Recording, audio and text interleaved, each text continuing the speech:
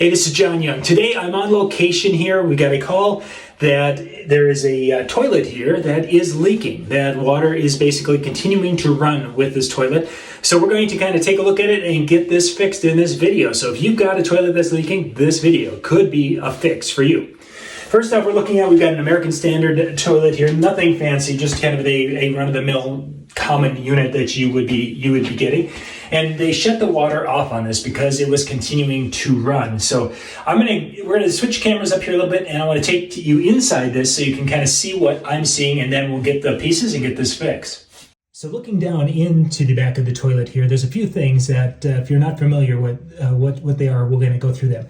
First off, of course, you've got your handle, and you'll see the handle has a little bit of a chain on it.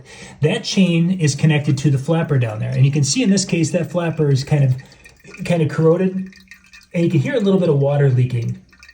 If you hear that, I'm guessing that corroded, covered, icky flapper down there needs to be replaced, because you can see that we have some kind of gritty sediment type stuff that you can get from water at times.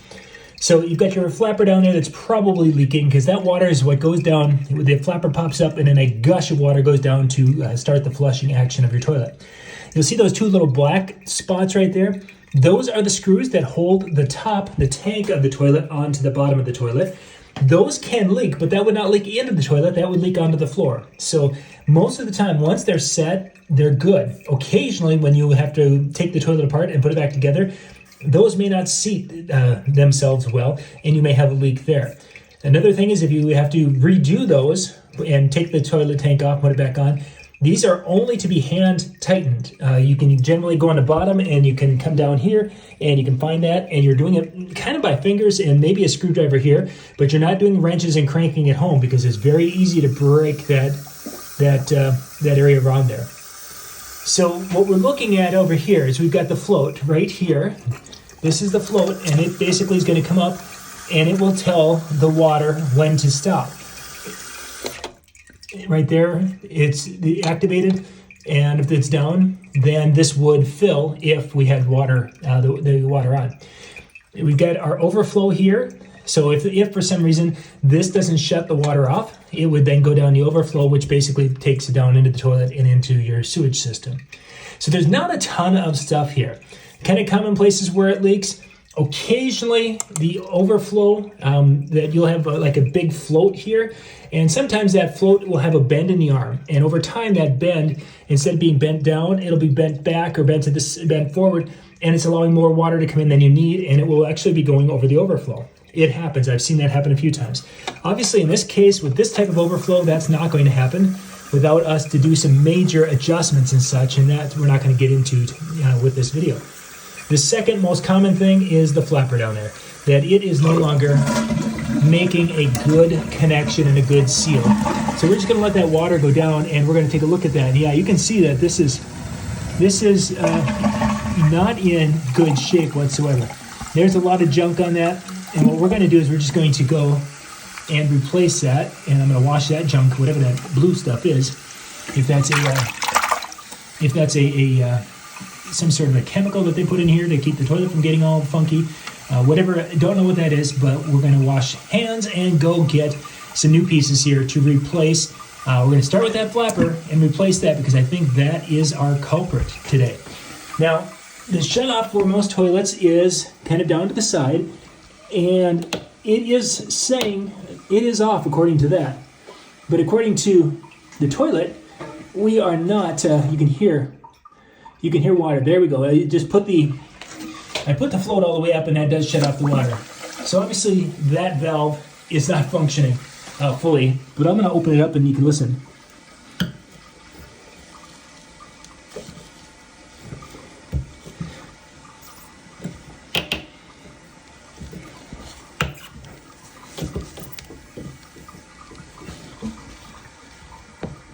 Goodness gracious.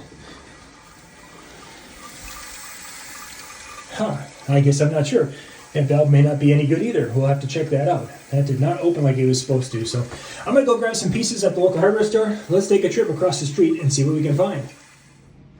So we just jump across the street to our local hardware store here. And of course, this is one of the advantages of having the nice small town the hardware store here because they've got a lot of different things plumbing wise that I'm going to be needing for this project.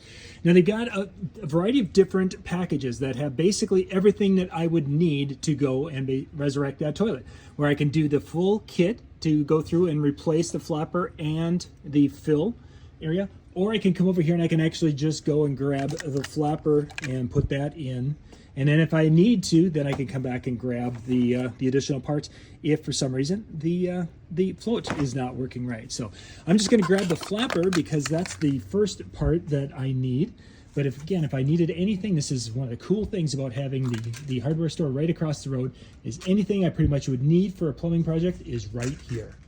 So we've got our new flapper here, and our old one, you can see that it has the little wings on it here. And this is really cold, but there's the wings on it right here. I can take one out. Because that valve is not shutting off the water to the toilet, we've got to come over, and I'm going to go for a walk with you here. Just walk with me.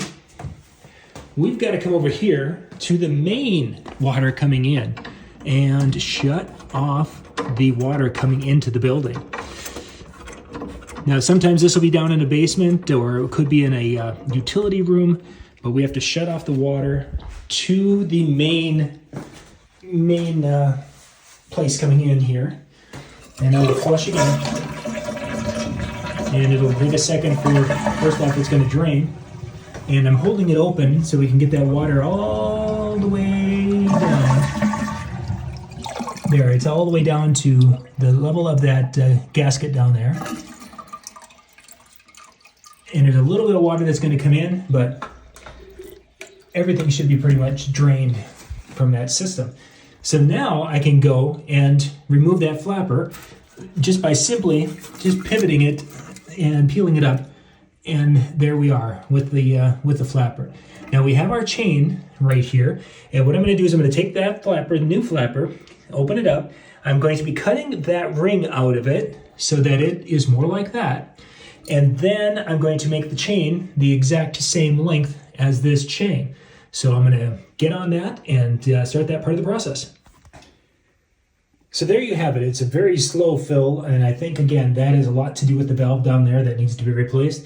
I think I'm also going to look at replacing the fill tube because there's a lot of corrosion and things, or I should say a lot of mineral buildup here.